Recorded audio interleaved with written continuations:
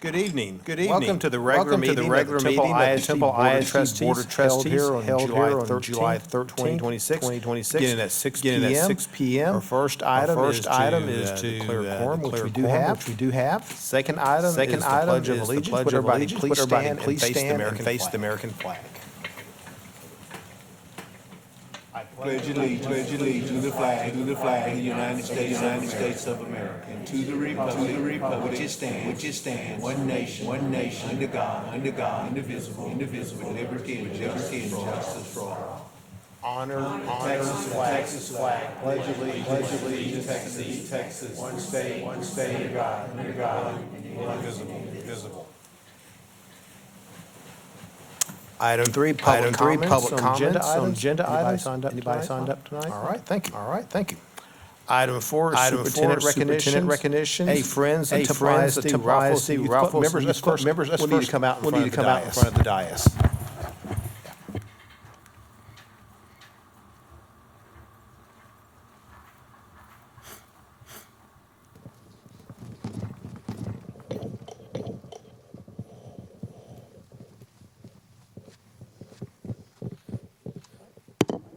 The Friend of Temple ISD Wildcat Award allows the districts to recognize high-level partners and individuals for their contributions. The Ralph Wilson Youth Club has served the Temple ISD community for more than 60 years. The club has provided a positive after-school experience for countless TISD students throughout the district over that time. But the club's impact goes far beyond the facilities after-school program. Thank you, Mr. Williams.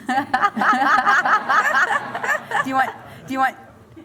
Okay, perfect. The Ralph Wilson Youth Club has opened its doors to numerous district events ranging from Wildcat Mentors kickoff events and end-of-year celebrations to backpack buddy drop-off and campus pickup sites. Ralph Wilson Youth Club also sponsors athletic programs that thousands of Temple ISD students have participated in over the years. The club staff and leadership numerous Temple ISD alums and Ralph Wilson Youth Club annually hires TISD students to work with their summer programs. It's no exaggeration to say that Ralph Wilson Youth Club serves the students of Temple ISD around the clock. Executive Director Brett Williams is here at tonight's meeting to accept this award and represent all of the Ralph Wilson Youth Club staffers who have served as role models and served the Temple ISD community. The relationship between Temple ISD and the Ralph Wilson Youth Club is truly special. As the plaque being presented tonight reads, for your unwavering support to the Temple ISD students, families, and programs in a partnership that truly benefits both Temple ISD and Ralph Wilson Youth Club. For these reasons, and in recognition of the impact the facility and the staff have made on the students, staff, and families of Temple ISD, as well as the impact made on the greater Temple community, we are thrilled to officially recognize Ralph Wilson Youth Club with the Friend of Temple ISD Wildcat. Congratulations.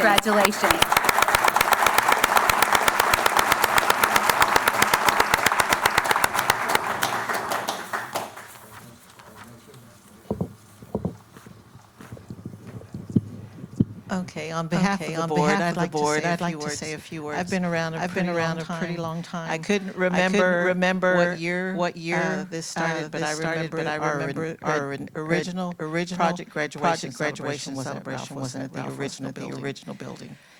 That year, when actually the first 3 or 4 years I worked it. Yeah, it was interesting. But that year, one of the car dealers gave a used car, and at the end of the night, there was a drawing, and a student won that car, and it just happened to be a neighborhood a few blocks away from me that would have never had that opportunity had it not been for that function. And I can just remember that came and enjoyed and had a great time. Ralph Wilson Youth Club has been an awesome partner. They've been part of our family and done things for our kids, whether employing them, and currently you have a couple of mind. But it has been just a beauty to see the love and sharing of our kids and what the staff does. I don't know all personally, but I hear Sammy and Cole and Brett and all of that. So that means more than anything because they know who you are. You're not just putting it from teeth forward. It's real. And we truly appreciate that. And we could never thank you for loving our kids the way we love them.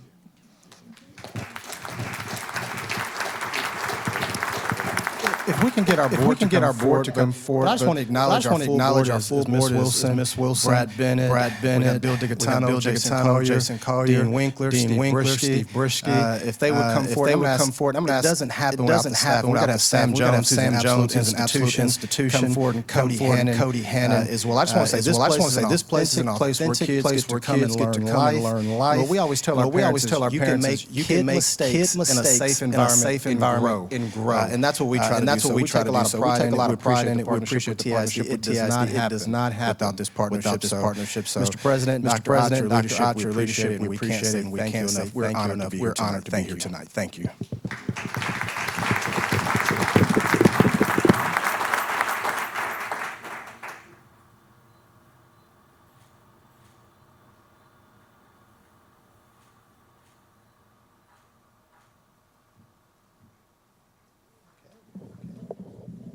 This is an important partnership, and it's long-serving, and it will continue to go on. So thank y'all for everything y'all do. For our students. 1965. Still going strong. 65.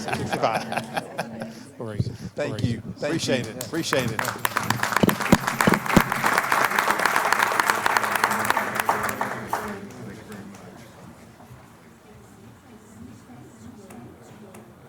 Congratulations. Thank you so much.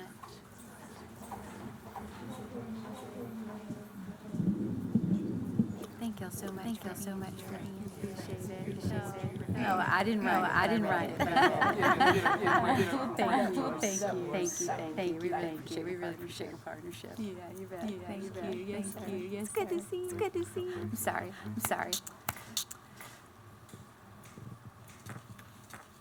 Second item tonight is the Superintendent's Leadership Award. Tonight, we recognize an individual whose vision, dedication, and leadership has transformed literacy across Temple ISD with the Superintendent Leadership Award. Just 3 years ago, Sherry Burnett became the Temple High School Librarian and District Library Coordinator. Sherry, come on down!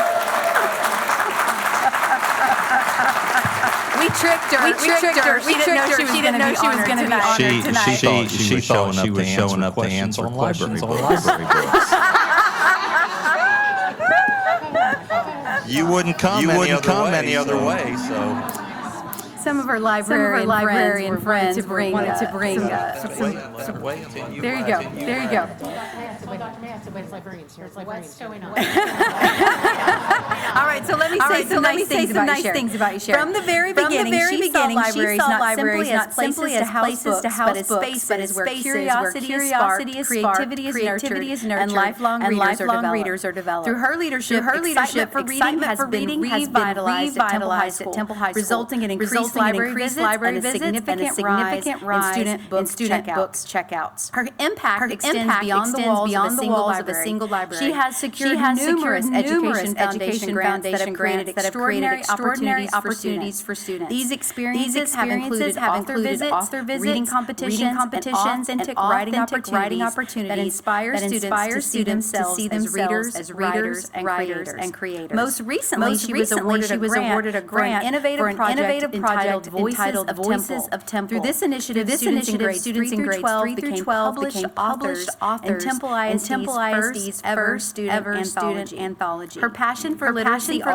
also extends to our families. Throughout the year, she creates engaging district literacy events that bring parents and children together around the joy of reading. Families have enjoyed listening to stories read aloud by our librarians, participating in book-themed activities, and creating lasting memories together. One of the highlights of these events was a special visit from Clifford the big red dog last fall. I got my picture with him. She transformed the summer reading challenge to an eagerly anticipated tradition. Each year she develops a creative theme and partners with generous community members to provide meaningful incentives for students. This year's theme, the Wildcat Way, encouraged students to dive into reading all summer long with prizes that include pool passes, new books, and other summer-themed rewards. One of her strongest partnerships is with the Temple Public Library. She works tirelessly to ensure that families are aware of the resources available through our community library,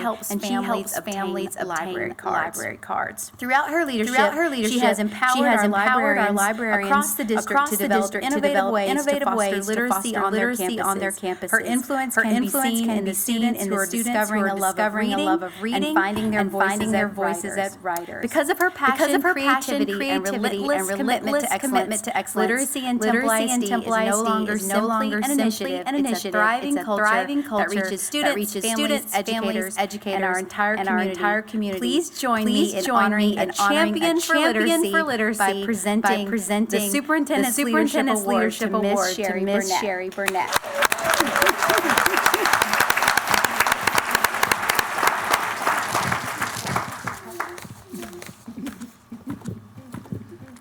While she's hugging her colleagues, I'll make a few comments. So Sherry is someone in my mind that no matter where she's at. All these things that Lisa was talking about or reading off, she was doing this when she was the librarian at Lamar. This didn't just start when she became the director of librarians over at Temple High School. Did I just promote her? Whatever her title is, she's over the librarians. Over the librarians. Whatever that. Look at this. But when she was at Lamar, she opened the new library there. She was doing all this community stuff, even at Lamar. Engaging the community. She doesn't just lead inside the organization. She leads outside. I can remember riding with her and handing out awards to teachers that were reading over the summer. They won a title change. But she's full of energy. She's full of energy.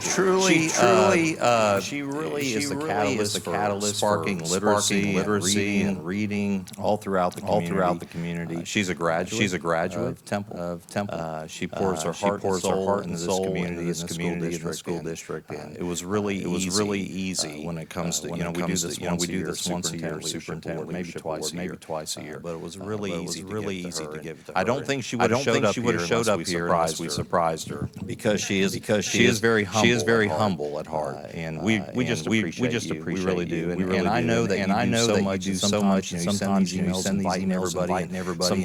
Sometimes people can't make. Do they know what we're doing? Yes. We pay attention. This stuff doesn't escape. It makes a difference to staff, to adults in the community, and students. We're just really grateful. We really are, Sherry. Congratulations.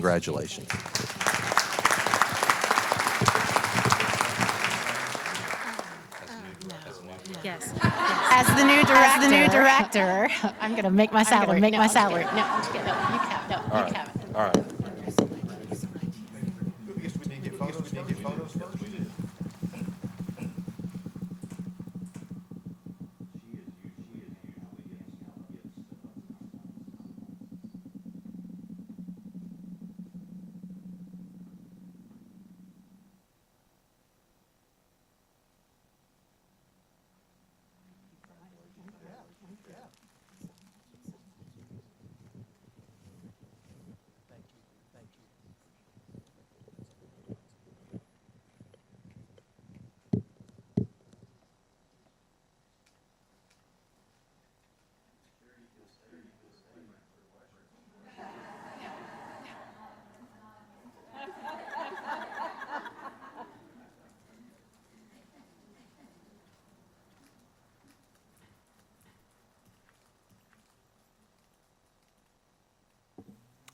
Item 5, the executive hires. Introduction of new assistant principals. Dr. Ward. Okay, well, good evening. Board of Trustees. Tonight I have four new APs that I'd like to introduce to you today. So the first one I'm going to call up is Miss Wooden, Michelle Wooden.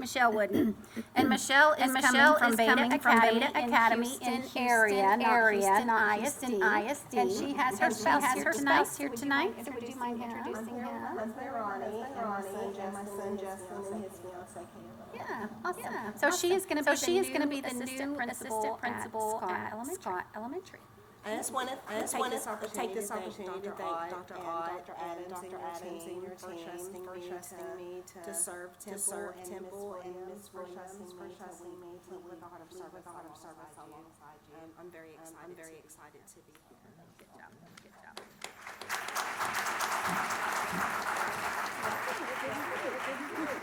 Congratulations.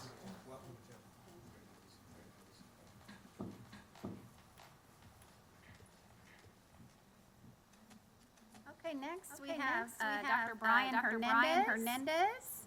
You want to come on up? Sabrina. I'm just kidding. Okay, so you're gonna have fun with her. Dr. Hernandez is coming from Bartlett ISD, where he was the principal of a 6 through 12 campus. And so now he's going to be at Lamar Middle School. And so we are happy to have you. And I know you have your wife here today. My wife is with me, Kathy Hernandez. She's also not at Temple just yet. And Dr. Hernandez did mention that he wanted to stay for the whole board meeting. I told him he could leave early.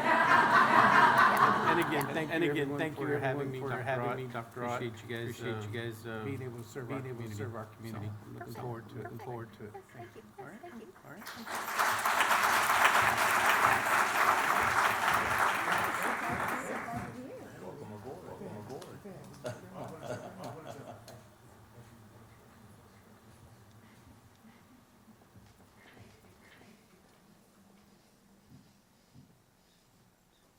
Okay, next we have Kiana. Did I say it right? Thank you. I've been practicing. I'm not going to attempt the first name. So Miss Kiana was an admin intern at Juro ISD this last year, but she really has done most of her work in Round Rock ISD. Yes, thank you. Husband today because this is 50th birthday and camping. Otherwise he would have been here, but I'm so grateful. Really excited to work at our campus. I want to thank Suzanne for giving me the opportunity. All right, to lead along with him and the board. And she'll be at Travis Science Academy. Perfect. Thank you.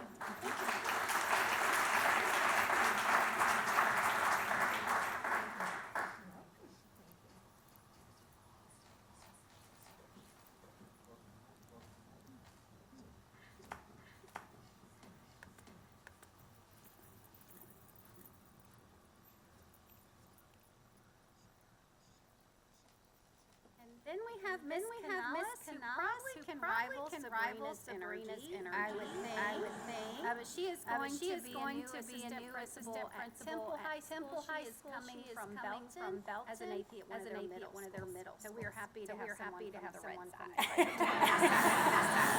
No, definitely bleeding blue. I brought Mark, who is also a Temple graduate, 2007. And then we have a rising Temple graduate, 2 years old, eventually, hopefully keep it in the family. But again, thank you, Dr. There you are. Sorry, I was trying to look for you, sir. Dr. Mayo, it was a very quick turnaround, but welcome to TISD, which I am so grateful for. And meeting Dr. Ott and the board, thank you for this opportunity. I know I'm really looking forward to growing and future leader here. Making a life family here. Thank you.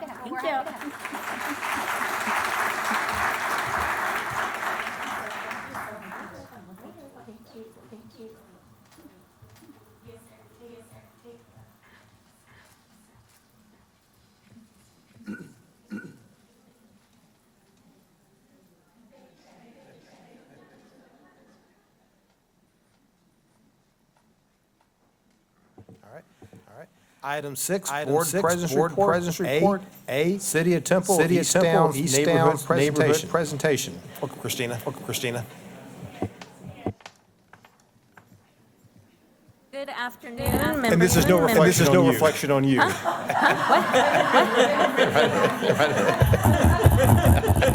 it okay for me to stand like this? I can't really see. I'll wait for my cue. Well, good evening, members of the board. It is an honor and a privilege to present to you this evening. Just to say, I always have such a wonderful time every time I get to attend one of your board meetings. It is really a feel-good partnership. So I'm happy to be with the City of Temple and have the honor to present the East Downs Neighborhood Planning District to you. This one has been a long time coming. It's a very large plan in our eastern part of the City of Temple limits in the northeastern area of the City of Temple. It is not the largest plan. It doesn't have the largest population, but I do feel it has the largest impact up and coming to the City of Temple and the residents in the area. So this is our 18th neighborhood planning district. We have 24 identified in the City of Temple. We most recently adopted our Oak Hills neighborhood planning district, and this one is coming in its flanks. So just to reiterate, our purpose is really to help foster cohesive, and vibrant, and safe neighborhoods that are attractive to the citizens of the City of Temple and its area residents. We do work with our neighborhood planning team, which is comprised of the Planning and Development Department, our District Services Department, and our Housing and Community Development Department. We are your neighborhood planning team. Our mission is to work alongside the residents, stakeholders, and area citizens to identify neighborhood concerns and values, and help develop a plan for the future that is cognizant of that and aware and does that plan area respect and homage. So out of the long range plan come capital improvement projects. It tries to develop private investment and economic opportunities as well as community development in those areas. So again, as I mentioned, this is in the northeastern part of Temple. Just to kind of give you an idea of what's in the neighborhood and what's around the neighborhood. All of the color code dots represent schools or areas of community services and clinics that may be available. So within this neighborhood planning district, we do have Pruitt. It is one pocket park that exists. And then Hector P. Garcia Elementary. You're aware. That's along Loop 363. And then we have some neighborhood servicing opportunities there. We have a local grocery and then a Dollar General that services that area. Predominantly outside of the 1 mile radius is where the majority of services are available to its citizens, which really interested us when we went into this area. How do the area residents access services that they need, schools, parks, clinics, grocery stores, etc. So all of that played a part in the development of this plan. So this plan area does neighbor the Jackson Neighborhood Planning District downtown and Ferguson Park. Its boundaries are 14th Street to the west, just right across the railroad tracks, and to the north is Hillcrest Road, and then swooping down on the east is Loop 363, and then coming up on the southern boundary is Adams Avenue. It is a very large planning area, but as you can see from this aerial map, a lot of it is primarily undeveloped or underdeveloped. And we'll go over that a little bit more further. So this planning district does have a population of a little over 1,800. We did find that the median age was around 36 years old with 3.02 people per household. One of the most interesting characteristics of this neighborhood was that there's such a large teenager population. The largest demographic of age was 15 to 19 years old. So these are adults in the city of Temple. So we found that really to be interesting. And then also this area outside of all the other planning areas has a lot of generational housing. These are houses that have serviced or served a family that is now in their third generation of home ownership. We really found that to be quite a good characteristic of the neighborhood. They have a good foothold in the neighborhood, and they have really had that community bonding with each other. We did find some demographical information. This neighborhood is predominantly Hispanic, of 58.6%. There is a lot of home ownership in this area, and so we found that to be interesting as well. So one part of our neighborhood planning, every time that we go and identify boundary, we do start off with surveys. This is just to understand from the community what do they like, what do they need, and what don't they like about their neighborhood, and areas for improvement. Okay. We do have focus groups. So these focus groups are consolidated of residents, stakeholders, business owners, community service members, church members as well. And we try to understand from each perspective of those groups the makeup of the neighborhood, and the needs and wants of that neighborhood. We do have an external planning team. This is comprised of a few residents, stakeholders. We had a very special attendee in this external planning team, which was such a wonderful treat to have. We got an inside view of the neighborhood. So a special thank you. And then of course our valued TISD board has always been a part of our external planning team as well. We do create a segment called NPD News. This is just where we go out and we really talk to those residents one-on-one. We create a video. It just really helps us engage those residents a little bit more and understand their neighborhood. And then finally, after the plan has been developed, we bring it to boards and commissions for recommendation to City Council for adoption, and then ultimately just get any feedback from our key boards, anything that additional questions or maybe something that we didn't quite capture in the development plan.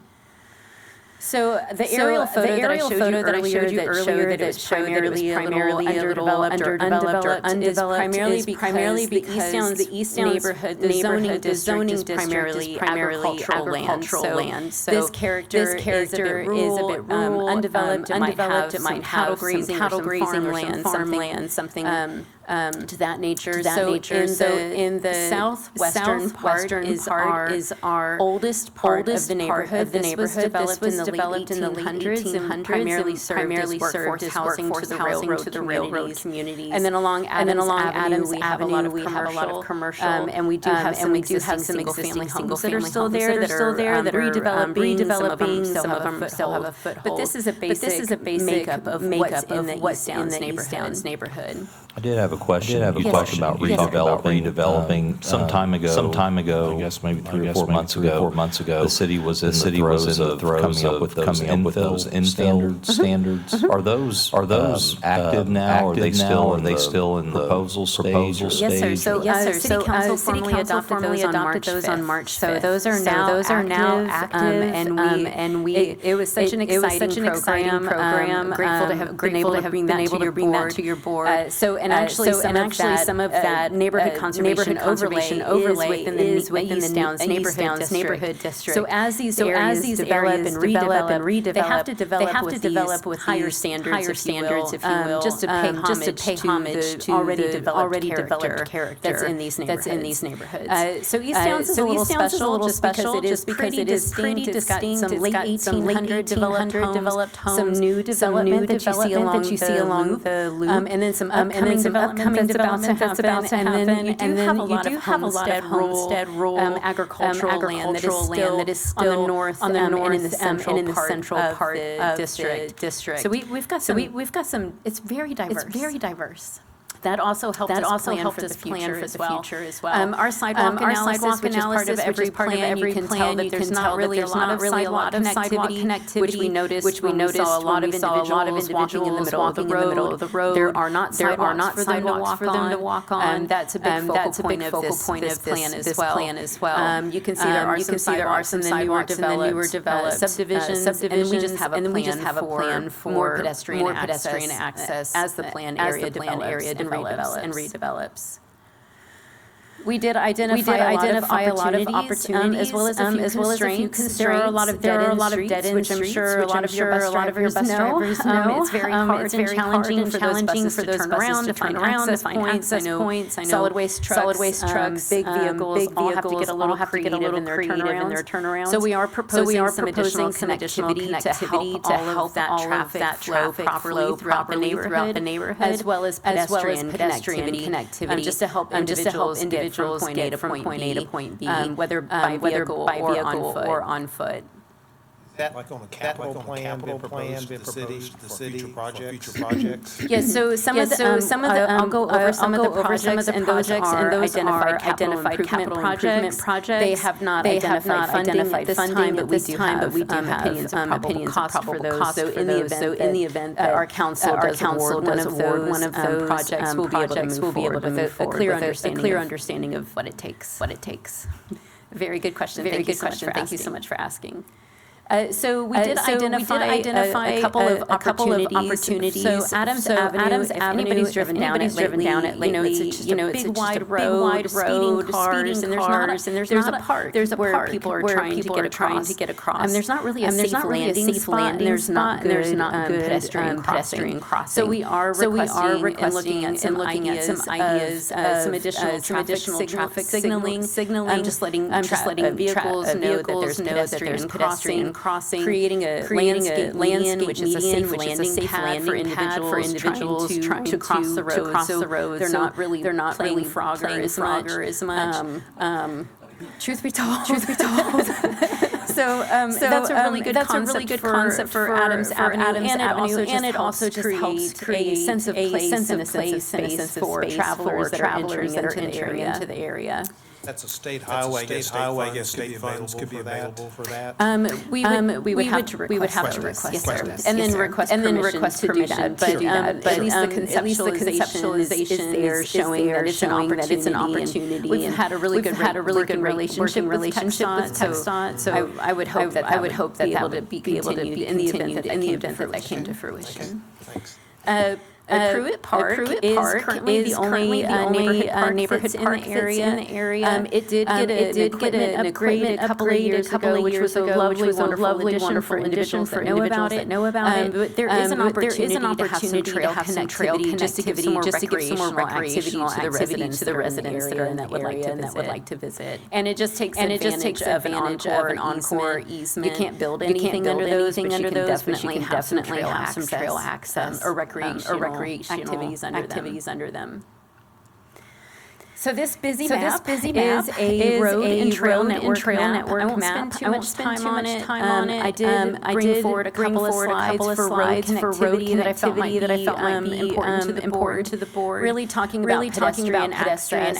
Everybody needs people, kiddos of all walk shapes and sizes to have safe crossing, safe access. So in the red is our identified connectors, which just calls for sidewalks. And then the next road classification is our neighborhood collectors, which again helps vehicular and pedestrian traffic get from point A to point B. The most important in this area, though, is going to be our collectors. That's where you get from one end of the community to the other. And right now, this area, as I mentioned before, does not have a lot of connectivity. As this area develops, connectivity is even more important, not just for the residents that live there, but also the residents that are trying to get to other areas of the city of Temple. Road connections also help development come through clearly and connectively.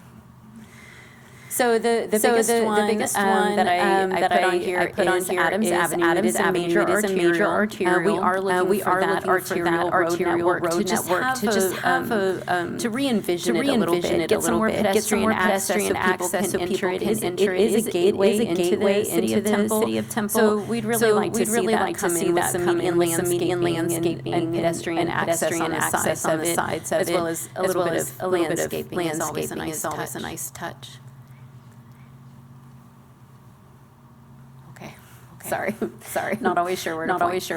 The biggest road network is east to west. This plan area does not have a lot of east to west connectivity, which really limits the current plan area's growth, as well as connectivity from the Jackson Park neighborhood over to 363. It is really important for all of these neighborhood plans to have as much cross connectivity as we can. It's better for pedestrians, it's better for vehicles, it's better for school routes, solid waste, and development all in all. So we did propose a east to west neighborhood community collector that would span the northern part of the boundary. And that would come in as those areas develop.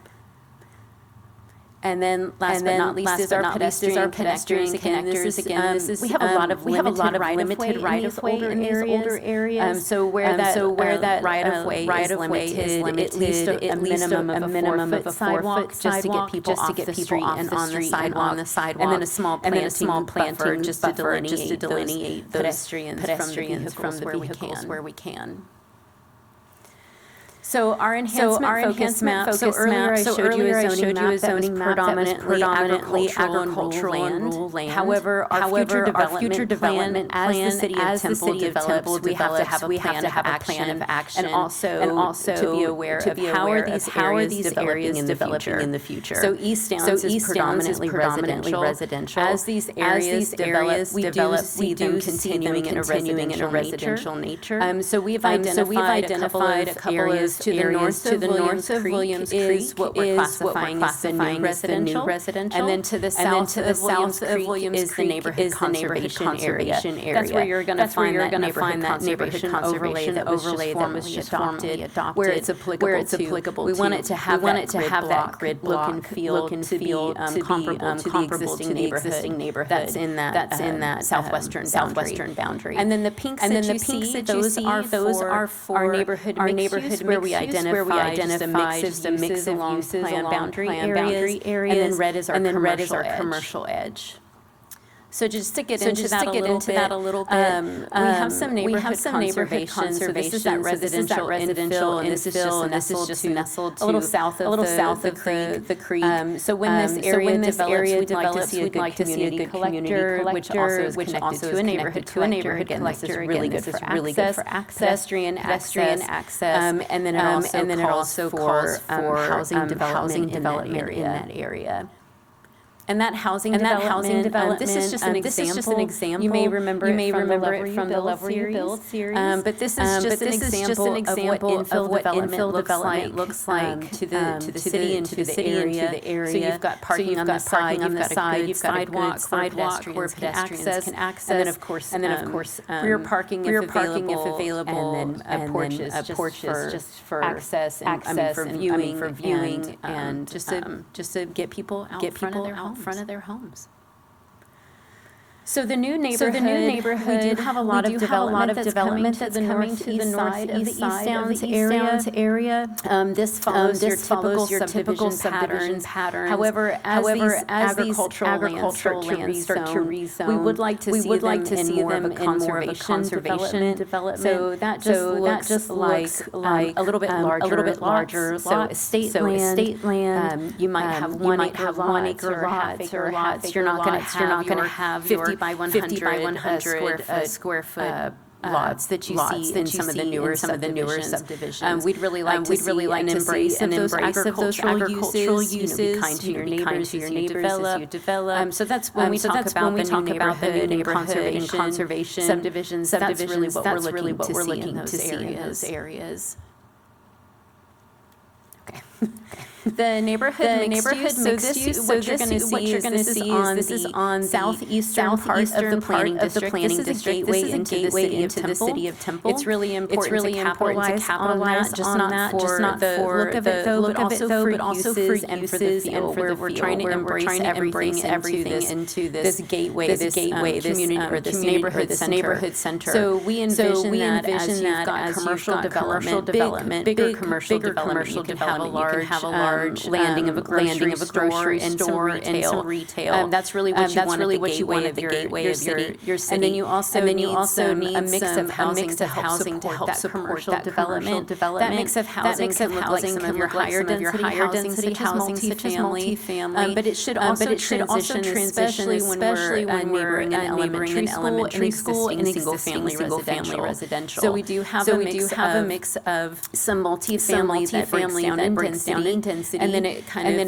along Hector P. Garcia should pan out that way. There's some townhome opportunities and then smaller single-family residential. This can also be some supporting housing for maybe some of the individuals that work and live in the area as well. And then it skirts over into the East Adams corridor for some commercial development as well. I went way too fast. So for the commercial edge, when we talk about Adams Avenue, it's a major arterial, and there's a lot of conflict points where you have cars that are trying to get off a road and on a road and it's just a recipe for disaster. So we are proposing what's called Slip Road, and that really just runs some of the commercial development. It closes down some of the current driveways that are on Adams, and that there be shared parking, shared access. This just helps gravitate all of that traffic to one area. Maybe it could encourage a traffic signal, maybe not. It just depends on those warrants. But that just helps traffic a little bit better. So not everybody is trying to make left-turning conflicts and potentially causing an accident. That's the biggest takeaway of this commercial edge redesign. So this is probably one of my favorite parts of this neighborhood plan. So parks are really special to neighborhoods. They are an important place for children and families to recreate and bond, just to come together in general. It also provides an additional way for access. Access is something that we all know is incredibly important. We need to be able to access friends, family, community services, grocery stores, etc. So a linear park does just it connects one area of a boundary plan to another area of a boundary plan. So this is the north-south linear park, if you'd like to call it. It spans Williams Creek, and along that corridor, what we'd like to see is some trail activities, some amenities, routes to school that might help get kiddos from point A where they're not on the road. They're using a park to get to school, and then just connectivity, because this would help connect to Miller Park. Excuse me.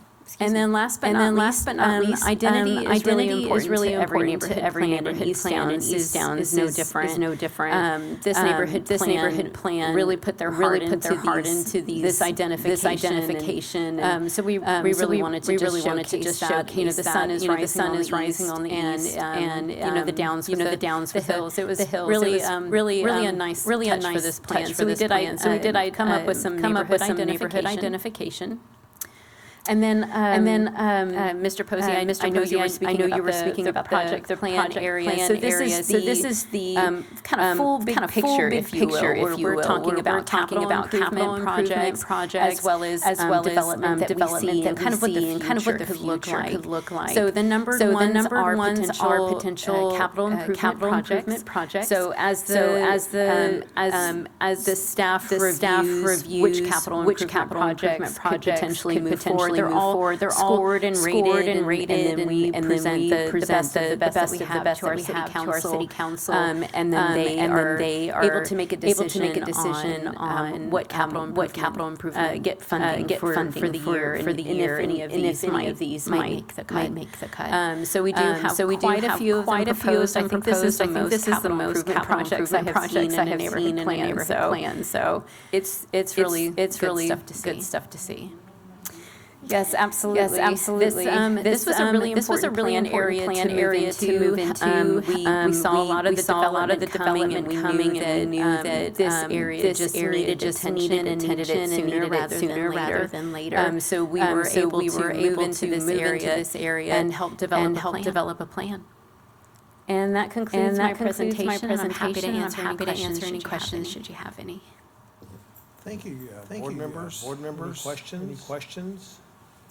Thank you for the presentation. Hector P. Garcia Elementary School there. I guess originally was built, neighborhoods around it. Now it's becoming a neighborhood school. Slowly but surely, and more neighborhoods will eventually come even surrounding it. So, this is an important part of our school district. Thank y'all for y'all's work. Absolutely. Thank you so much for your time. Thank you. Oh, Bobby, yeah. I have one question. You talked about the projects going to the council for approval, and I know there's a lot of neighborhood plans, and they all have X amount of capital improvement projects and so forth. When does the council, when's the point in time in the year where they sift and say, here's what we're going to fund in this upcoming budget? I think that for me, I know Ken, probably others. If we had a list of those that were approved projects that were going to be funded for that particular fiscal year, so in this case this year, or even last year. I think that'd be good for us. We could even help communicate some of that, but it'd certainly be good for us, for our transportation department, families, even for our principals to know what's being funded going on around the neighborhood and so forth. I don't know if I've ever seen a list. I've always seen the list of here's what's proposed, but I don't know if I've seen the list. Here's what made the cut for this year with our budget. If there's any way we can get that, that'd be wonderful. That's a wonderful. Yes, thank you so much. And we absolutely can get that list to you as soon as we've got it. We will definitely give that to you. We can even get you what was identified for a previous year. That's a really good point. So thank you so much for bringing that up. Absolutely. Thank you again. Members, any future items to discuss at a future board meeting? Okay. Item C, important dates, Dr. Ott. Okay, well, things are certainly kicking up. The end of this month, July 29th, we won't have a facilities meeting, largely that's because this board meeting, Ken will be giving a comprehensive update on our construction projects. But July 29th, we will have a policy meeting that will most likely include student conduct and those kinds of things that we need to take forward. July 31st, so the next several things that I'll go over. You'll get itineraries as we get closer. That will be detailed, and you'll know exactly what time to show up and so forth. But July 31st, we have our new teacher induction. Very excited about that. HR does a wonderful job of putting that on every single year. That'll be a Temple Bible Church again. Starts at 8 a.m. August 6th. If you are short of things to do, you could fill your day. We have professional development. We have teacher night, pre-K, Meredith at 5:30. We have our TBI annual ceremony, Temple College. You'd like to attend that event. Elementary meet the teacher at 5:30. Sixth grade orientation and freshman experience both that day, but those are not in the evening. Those are earlier in the day. And then convocation. We have August 10th at the Mayborn Center. I've already sent you a few details on that when we get closer. And then our board meeting it's usually been the same day as convocation the last couple of years. We'll have a full day once again that day. And that's all I have. Thanks. All right. Thank you, Dr. Ott. Item 7 is consent items A through H3. What is the pleasure of the board to do with these items? Make a motion that we approve 7A through 7A altogether. Motion made by Mr. Gaines. Is there a second? I'll make a second. I'll make a second. Seconded by Mrs. Dean. All in favor, signify by raising your hand. Okay. Same sign to oppose. Motion carries. Thank you. Item 8A, consideration for approval of memorandum of understanding between McCure Health and Temple ISD. Dr. Hudson, welcome. Hello. Good evening, President Board of Trustees, Dr. Ott. Tonight I want to share some information regarding the proposed partnership with McCure, which is a behavioral health organization that provides school-based and community-based mental health services to students and their families. At the dais, you should have a one-page document that was created for you to provide you with a high-level overview of this partnership. So with your approval, McCure Care would be able to provide these services to students on campus. These are students who may need some additional support with their behavioral mental health needs. Their licensed clinicians would work directly with during the school day with parent consent. And this is going to help reduce those barriers that families may face with getting mental health services to them. I want to make sure to emphasize that this is not a district program, and these services will not be provided on behalf of Temple ISD. Instead, they're going to be parent-initiated services that are going to be provided by this outside organization.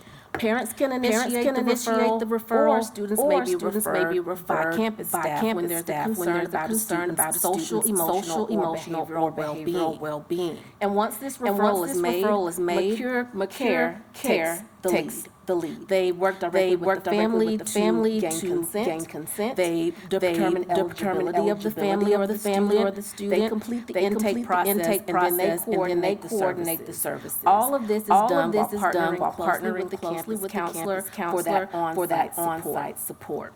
There are a few items on your one-pager that I'd like to point out to you. And the first one is that this is no cost to Temple ISD. McCure Care assumes responsibility for the services they provide, and they also manage their own billing processes.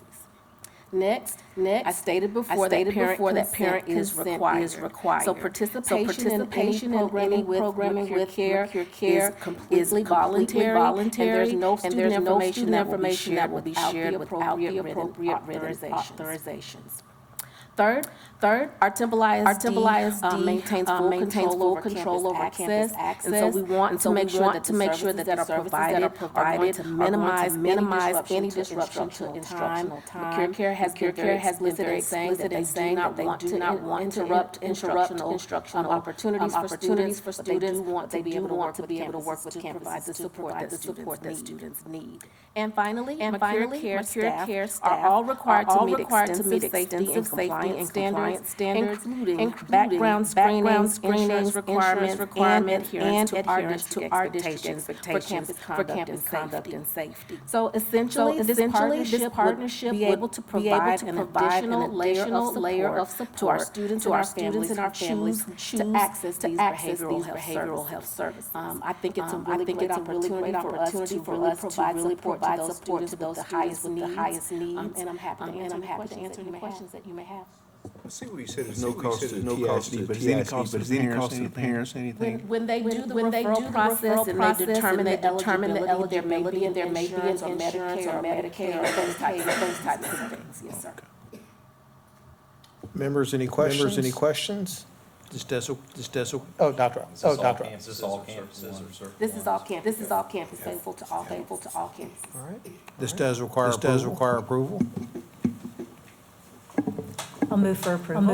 Motion made by Mrs. Myers. Is there a second? Seconded by Mrs. Alexander. All in favor, signify by raising your hand. All right. Same sign to oppose. The ayes have it. The motion passes. Thank you, Ms. Hudson. Thank you very much. Item B is board committee reports. Policy committee meeting minutes, June 24th, 2026. The meeting was canceled. The next committee meeting is Wednesday, July 29th, 2026 at 4:30 p.m. The facilities meeting minutes, June 25, 2026. That meeting was also canceled. The next committee meeting is Thursday, July 30th, 2026 at 4:30 p.m. Item 9, information items. Construction project update. Mr. Boyd, welcome. Okay, thank you, Mr. Posey.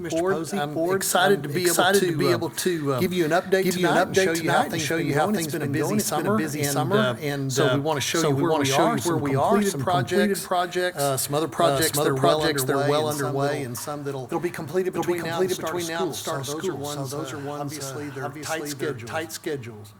But first of all, I'll start with the projects completed list. It keeps getting longer, which is a good thing. We're getting more things done. I think the last time I spoke maybe included Bonham and Western Hills. We talked about that. So everything from there and on down is kind of old news. But everything above that is those are the things I want to point out this evening. And first of all, Science Lab classrooms are completed at Temple High School.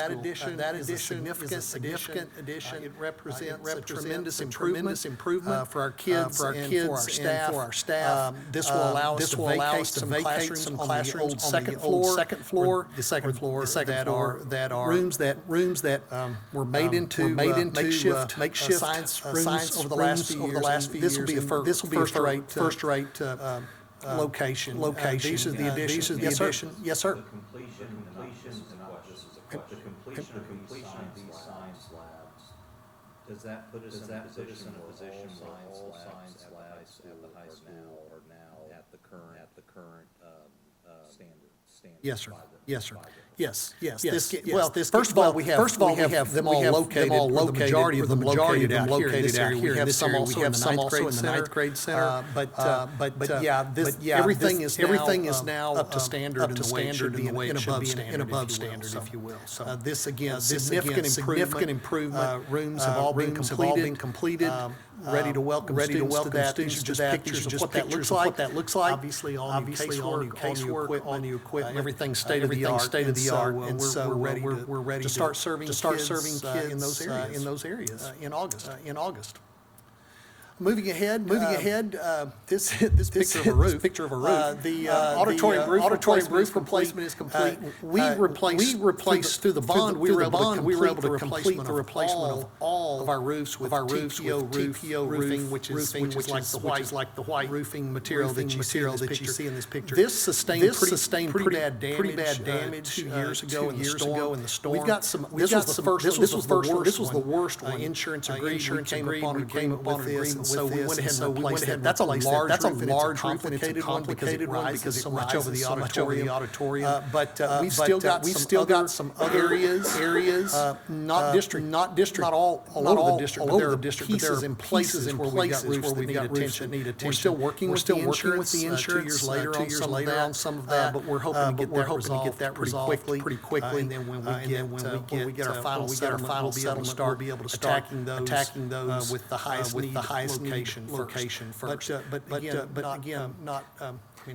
it's pretty to see a new roof, pretty to me anyway. But it serves a wonderful purpose. Moving ahead, underneath that, the auditorium carpet has all been replaced this summer. That also represented a significant improvement. And you all know that from quite a bit. That carpet had to run its course. It was installed about the time I moved here, so 17 years ago. So it was in need of replacement. It looks nice. It looks great. And so. That was a much needed improvement to the auditorium as well.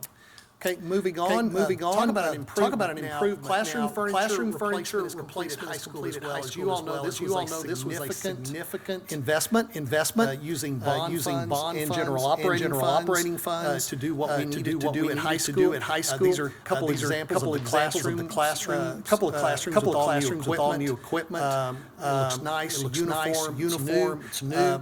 But really the cool pictures I think are the library furniture. The library furniture furniture was all changed out, was new when we built the library. But soft seating doesn't last forever, and it gets a lot of use. A lot of kiddos go through the library and spend time there. So we were able to also replace that as part of this replacement. A lot of us. Yeah, we were all involved in that one. It looks. Well, lots of blues and grays, and I like that too. Not anything too wild. It stays within the same color scheme. Remind the board of is a couple, I don't know how many years ago, as a leadership team, we worked together to really put in place a replacement cycle for campuses. Because that was one of the things was lagging. You have new buildings, new additions, have furniture, and then we had technology. Furniture was lagging. All the campuses were able to achieve that with just working with your budget and revenue, and so forth. But high school's too big. We could not do an entire campus, 7 for everything. 7 million. You're not going to be able to do that in budget cycle. You'd have to break up that high school into sections. So that is why this replacement cycle was the one that was put in the bond, because it allowed us to track with all the other campuses. Because the high school, probably 3 years to get to, or maybe 3 or 4 actually. And it keeps us on schedule for all the other campuses, and then it takes care of the high school with one shot. And so keep that in mind. You probably aren't going to see furniture replacement cycles in future bond unless it's the high sort of a facility that way. You're gonna like it when you see it. It looks nice. It looks nice. It makes a difference. It makes just another picture of that. It just helps that area. Makes it look inviting. Kids like to spend time there anyway, and this will continue to encourage that. Okay, that's high school. Rolling along to Meredith Dunbar. So some of the first Vader funds. We'll talk through some of the Vader funds on the operations side tonight. One of the first ones we used this for was LED lighting replacement, or increasing all of the lighting, including all the lighting in Meredith Dunbar to LED lights. This was a significant investment as well. You all approved a few months ago. They got this done during the month of June. They knocked it out. Did a great job. It makes an absolute difference throughout that building. It did identify some places where we need to add some more lighting because we've got some extra spaces in some corridors. I think we can add lighting too that will help. But to me, the place where it makes the most difference is in the auditorium. That looks dramatically brighter than it ever has, in my opinion. Now, obviously, for performances, shut the lights down, dim the lights, and that sort of thing. But man, when they're on, it's really an improvement. And so I'll address this later. But the seating replacement, the flooring change, all that would be a next summer project. And when that's done, this time next year, it'll be spectacular. So big improvement to that campus, to that auditorium in particular. Other Vader-funded projects, a lot of fencing. This was part of our security improvements that were promised for the Vader. And so we've done that. We have increased fencing, completed fencing around playgrounds at Meredith Dunbar, Western Hills, Jefferson, Scott, and Ray Allen. These were places where we had sections of fencing in places, but we didn't have it completely all the way around. We've been able to do that now at those elementaries. In addition to that, at both Lamar and Travis, we were effectively a courtyard. The way the buildings are built, they kind of lend themselves to that on Well, the backside's now the old fronts of both buildings. So those have been encased as well. And so really enhances the ability for the campus to secure itself. And so all of that has been completed, was also completed at the end of June. One other VIII project was the film installation. As you all know, the district has gone above and beyond on impact-resistant film throughout the entire district. We addressed the first items that were required by law. Then we expanded that to all first floor windows of all campuses. Then we expanded it to all first floor windows for other buildings. And so this was the last piece to get this building, and transportation done. Everything at Operations Center is going to be done anyway. It was part of that project. So yeah, that's an above and beyond. I doubt most districts can say significant improvement. Something else that we have on a schedule. I hope this shows up on a picture. I don't know how easy it is to see on pictures. But we also have, as Dr. Ott mentioned, we have replacement cycles. We also have power washing cycles where we hit 3 or 4 campuses a year, kind of depending on size. Parada does this for us. He's a local, and he does an outstanding job. And these are some before and after pictures that you can tell. Before on the left, after on the right, before on top, after down below. And it just cleans up. Does a really nice job and helps us try to keep pace with that. He also does our parking lots and our sidewalks as well. You see that's at Western Hills. You can tell the difference between the left, before and the after. He does a great job of taking pictures so we can document the work. And he takes great pride in this. Ryan loves working with this guy. And if something comes back prematurely, he'll come back and hit it again just to take care of the job. Again, Temple High graduate, pro Temple. He does a great job for us. Okay, so those are kind of things that we've completed this underway projects. I'm about to talk through those various stages of completion. But the ones that are the most critical right now from a time sensitive standpoint, we knew they would be because of schedule, is work at the high school. Before you move on, I do want to thank Ken and his team. All of the safety projects that were in the Proposition A in November. So less than a year ago, are all finished, or will be finished by the start. They're all finished now. They're all finished now. Yes. We got them done by July 1, so we could meet the July 1. That is key for the community. When they're asked, you're out there in their community and they're talking to you about the safety projects they voted on in November. You can tell they're all done before the start of the school year. They're all the fencing, the impact films, the cameras, cybersecurity piece, all of it. It's all the only thing that we're in the throes of right now is finishing the MOU with the city on the SROs, and that's it. But everything else facility related is done. And I think that's a very important message. Too bad our media guys. I may have to say that. Yeah. Don't make it awkward. But something like that. If he comes back in, I'll stop and give you the opportunity to pick it up. Appreciate it. You bet. So back to the HVAC replacement. This is a major project. This is that entire office area that we've been talking about for a long time. We actually approved this well over a year ago.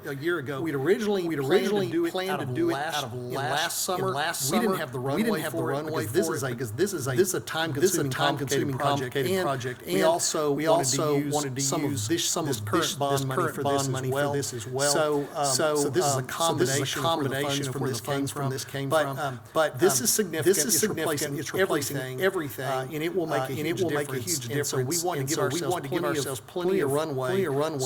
Because again, tight schedule. They started on this day. People left school at the end of May. Our maintenance guys started moving stuff out like crazy. They're on the roofs. Right now. And really, these pictures were taken last week. They're further along in this, they're already putting in drop ceilings and so forth. But they'll have this finished by August 1st, which was the deadline, because school's starting earlier this year than before, which is not good on a year when you have a project like this, but it is. And so we're making it happen. But American Constructors, they're doing a great job. Our maintenance guys have been very involved. Our maintenance guys have been involved in a lot of this. You may not see their name up there. They may move the furniture. They take care of a lot behind the scenes stuff. They play a big role in getting this stuff done. Moving on to that, first floor restroom renovations as well. Those are coming along. The one on the left was the one on the right was taking a week after the one on the left. The one on the left, gutted everything on that first one. They were starting to build it back. That's taken from the exact same vantage point. That was Thursday. So as of today, they've already gotten more tile down. Those restrooms will be a significant improvement that you will see, that the public will see when they're in the auditorium, because they're the ones. How many years had it been since they renovated? So these were actually done. They were done the summer I got here 17 years ago. These were done as part of that renovation to the auditorium. I can always remember, because my first week here, I walked in that auditorium. It had a long way to go. And I can always remember that first year, we had to move a lot of things to other locations for events and so forth. That's when these restrooms. So lots of improvement on that. You're going to like the way those look when you see them. Ag barn, that's underway. They're making great progress there. Still need a little further to go. The deadline's always been September. They're doing a good job. That whole place has been gutted, and they're already starting to build back. This is something that we look forward to showing you all when we do tour later in the fall. Because this will have just wrapped up by the time we tour, and it'll be a significant improvement for that department. And there's a lot of bang for our buck in this one. I think it's going to look much better than what we're spending on it. If that makes sense. It's going to be a huge improvement. Cafeteria kitchen, you all are aware of this. This is the 20-month project, and we're 8 months in, so we've still got a ways to go. But this first leg of the project, they'll have Christmas, and then we'll switch over. Great project. There's a lot there. It's very involved. It's taking a while to do it in stages. Now we'll look at the operations center. Really excited about this one too. This has come a long way, and look forward to showing this to you all too when it gets completed. That's a picture of the facilities, building. The operations center will have complex. Will have three buildings: warehouse, facilities, and school nutrition. Facilities is complete. They are in it. The new furniture's not in it yet, so they're operating off cardboard tables or folding tables and so forth right now. Literally is they're moving in furniture. So that's been done. That's a picture of the warehouse right across the way. Again, huge improvement. The warehouse staff is operating out of that as well. Still kind of all waiting on furniture to get delivered. It'll all be done this month. And then school nutrition comes along later. Just some cool pictures of this because and you all know because you've been through old stuff so many times. Just dramatic. That's a picture of an office. That's a hallway with some of the new offices. Most of these guys never had offices. So we're actually going to have some, which is great. That's a big meeting space where we can meet. They've never really had that either. And so there's that. So there's kitchenette off the side. We have meetings. We can host principals meetings there. Just represents a dramatic improvement. I know I keep saying that. And y'all know it. You know what it's looked like for a really long time. That's the big area where they're moving in. We kept the good stuff, old equipment and old junk is going away with the demolition, but all the stuff that's still usable, and all the equipment moved over there. They'll be able to park vehicles in here as well. Security is enhanced here. If you've seen it, that has a significant exterior entire compound that will automatically lock after hours. It'll be open during the day. But at a certain time, it automatically locks itself up. Really good fencing. Got the temple T on one of the sides of the building. As well. It's just kind of a nice thing. Looks really good. Looks really good. As early as this was a picture taken this morning. Ryan sent this to me. They started demo on shelters where the vehicles parked. That's actually gone by about noon. And those three buildings in the back, which is all that's left of the old, they'll start on that. If they didn't start today, they'll start the rain. They'll start on that tomorrow. That's significant. That's the last piece. Once that's done, they can complete all of the parking. They can put the new face on the school nutrition building, which will face north. And that's when the whole thing comes together. Around Christmas time, it's all to be finished. Just amazing transformation at that site. So yeah, save the last picture of the operations center of demo, but demo's a good thing. Demo's exciting. There are certain things that when they get demolished, very exciting to me. Even more than a new roof. This has been a long time coming. Here's a cool picture. So as you all know, we're working on the Western Hills and Scott. Renovated those. That was kind of an extra that we came up with. So check out that before and after picture now. The after picture doesn't have the floor put in yet. It'll have the floor. It'll have the appropriate elementary floor programs like we've done at our newer schools. So that's what it looked like late last week. Once the flooring's put in, it'll be brighter, cleaner. We've encased all of that old insulations on the walls. We've added all new LED lighting. Like I say, the last thing that needs to go in there. Painting it looks extraordinary. Also at Scott, that was the area where we did one campus. We did not have canopies from the building to the gym. I think y'all noticed that and pointed that out at a meeting. This is the fruition of that meeting. It all came through. That's all canopy that's been installed already, and that's going to make a world of difference. Both those campuses will have a really nice facility now to operate in. Kind of like a roof picture. We replaced the Lamar chiller. It's not fancy, but it's pretty important. That was last week. They're still getting it calibrated, taking care of this week, operational. Ryan spent a lot of time on this project. And then I'll end with some pretty pictures. This is what our end with something pretty. Our custodial staff does this every summer. We usually don't show it, but show and tell. Why not? They'll have all the floors throughout the district by early August. Man, there's nothing like a shiny wax before anybody gets on. Do we have to all our floors waxed now, or do there need material some of it you don't have to wax? So Samson Howard does not have to be waxed. I will tell you that after experiencing it, it's harder to clean that surface. I sure like a wax. I know that's old school. This is when it looks good.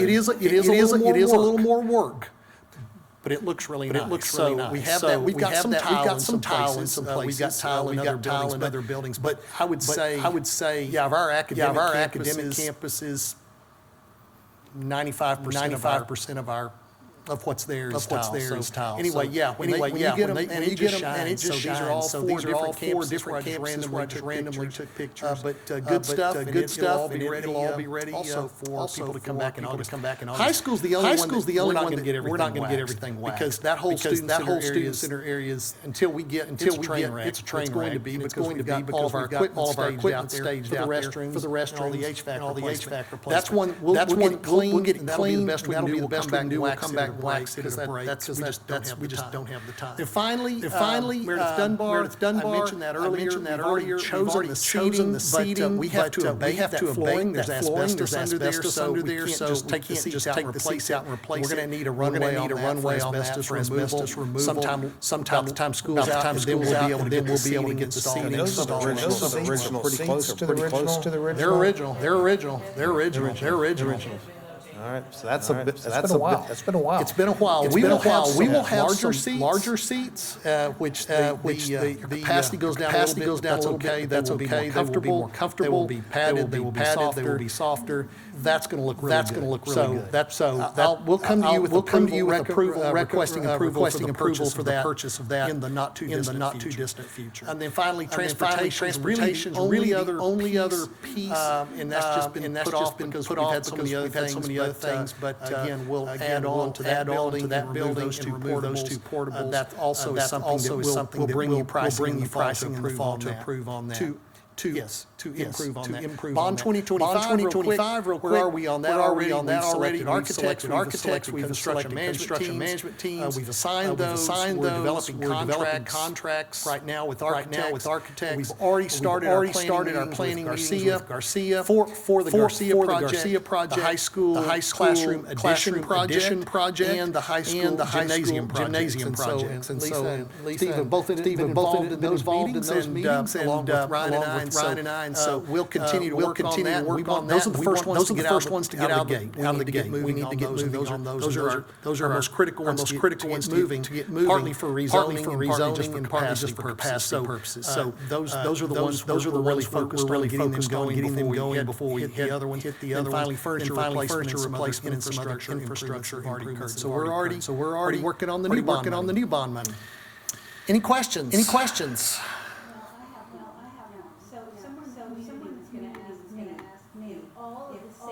Safety items were completed that our community voted on back in November. I tell them that those safety items are completely done. Yes, ma'am. That's a great question. And yes, we got all of the CO2 sensors, the alarms, the fencing, the impact resistant film. All of that was taken care of by July 1. So that Vader money, which was part of that election, has already gone. Quick turnaround. Pretty quick turnaround. Election right now. So very significant. Safety measures dramatically improved since the end of school last year. Members, any questions? Pretty exciting. Thank you for the update. Thank you all. I hope we're done and where we're going. Yeah. But I get excited about that stuff. Very good. Thank y'all. I'm sorry, Bob. And I do want to say for the operations center, sometime in the spring, we will have a nice grand opening for that. That is not just about the facilities themselves, although that's the biggest piece of it, but that is dressing up that entire part of the community. It's going to serve as an anchor point between team and downtown standards and the revitalization that's going on when you go down over 3rd Street. So that'll be a nice piece to show off to the community, and it's also an opportunity to thank our maintenance folks and celebrate them, and groundskeepers, and warehouse, school nutrition. So we'll work on that in the spring, make sure it's a really special event. All right. Thank you very much. No further items. We are adjourned. Thank everybody for attending.